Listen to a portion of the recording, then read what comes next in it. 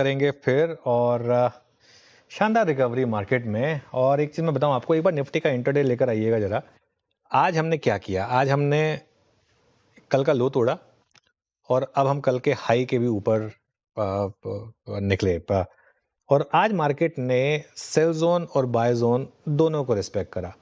आज सुबह जब हमारी चर्चा हो रही थी तो ये चर्चा थी वीरू कि अगर 20 डे में रिजेक्ट हो 25,650 पर तो एक बार के लिए शॉर्ट ट्रेड होगा, लेकिन उसके बाद 25,500 के आसपास बाय करें और 25,450 के आसपास का स्टॉप लॉस लगाकर, 25,450 का ही लो है वैसे आज का अगर आप देखें तो एग्जैक्टली वहाँ से मार्केट घूमा और एक शानदार रिकवरी भी आई हमने।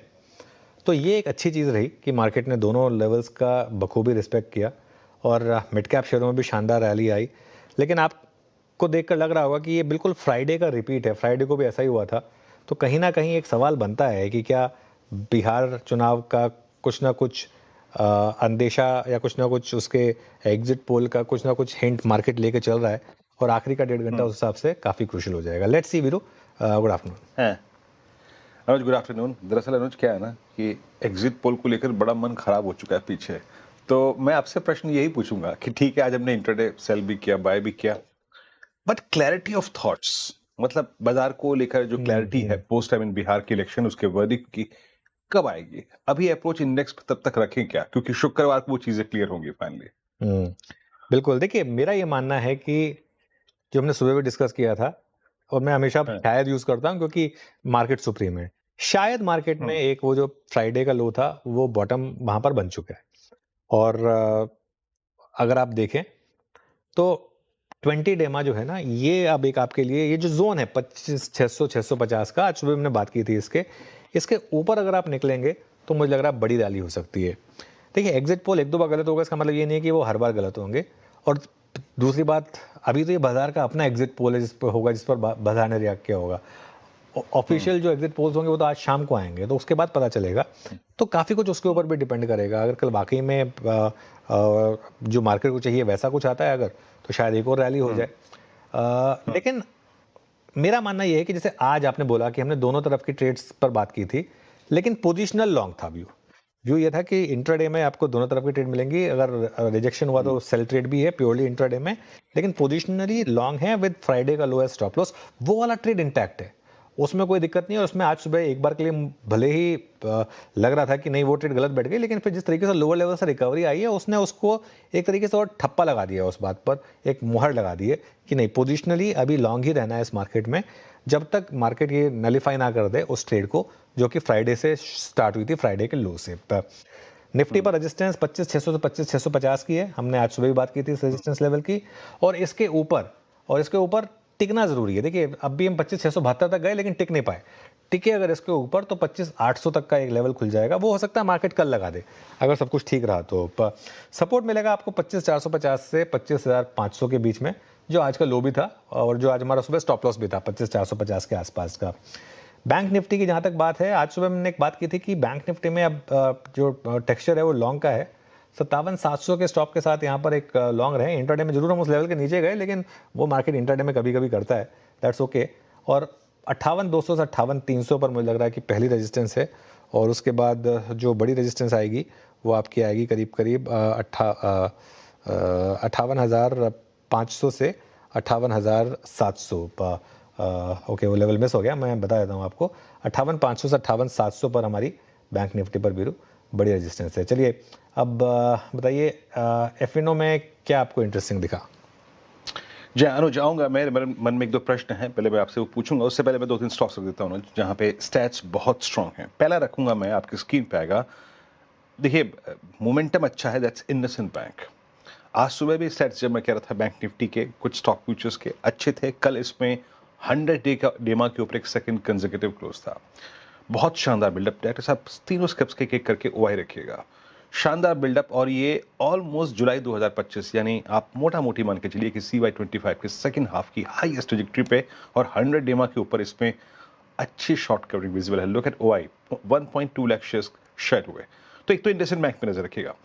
अमूमन ऐसी जब टसल होती है, लोअर ट्रैजेक्टरीज में शॉर्ट कवरिंग होती है, 200 डेमा का अटेम्प्ट होता है और वो प्लेस से करीब 853 के आसपास। पहला ये। दूसरा मैं जा रहा हूँ ओएमसीज पे अनुज और बीपीसीएल। आई मीन कंप्लीटली एक शानदार राउंडिंग बॉटम और एक फ्लैग का भी ब्रेकआउट है यहाँ पर 375। अच्छी शॉर्ट कवरिंग 10 नेमा से अपनी स्ट्रेंथ को रिकलेक्ट किया और फोर्स नजर आ रही है, फोर्स डेफिनेटली नजर आ रही है to bisect 380 on the higher side. और एक तीसरा स्टॉक और रखूंगा आपकी स्क्रीन पे, मतलब मोमेंटम अच्छा है और ऑटो में एमएनएम और अशोक लेन ये दो बहुत ही स्ट्रॉन्ग स्क्रिप्ट रही, बट उसमें से भी मैं अशोक लेन को स्क्रीन पे रखूंगा। सुबह पल्स में भी मैंने इसको डिस्क्राइब किया था, एक बहुत ही क्लासिकल फ्लैग का ब्रेकआउट। दो स्टॉक्स अच्छे थे लेकिन मैं अभी फिलहाल अशोक लेन के साथ जाऊंगा। 25 लाख शेयर का ओवैल्यूएशन, सबसे स्ट्रॉन्ग मोमेंटम ऑटो में इस स्टॉक के पास। अच्छा अनुज, अब मैं दो प्रश्न पूछूंगा यहाँ पे आपसे। पहला ये कि आईटी को अब आई मीन यूएस का शटडाउन से ग्रेजुअली निकल के आना, आईटी में वो बड़ा स्विंग मिला 36,000 के ऊपर। मेरे लिए महत्वपूर्ण बात है कि ये 100 EMA के आगे ऊपर टिक रहा है।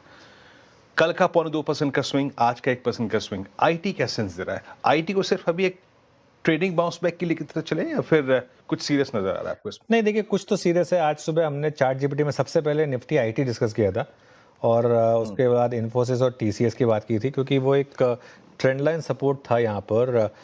आई थिंक वीरू, एक चीज़ क्लियर है। अभी मैं आज सुबह एक रिपोर्ट पढ़ रहा था कि वो जो H1B वीज़ा का जो मामला था उससे थोड़ी कॉस्ट बढ़ी है कंपनीज की। तो मार्केट ये अज्यूम करेगा कि अगर भारत और यूएस के रिश्ते सुधरे और अगर वो वाकई में ट्रेड डील साइन हो गई तो शायद उस H1B वीज़ा पर भी एक रिवर्सल हो किसी तरीके का। आई थिंक ये उस एंटिसिपेशन में शायद मार्केट ने इस तरीके से रिवॉर्ड किया इन स्टॉक्स को।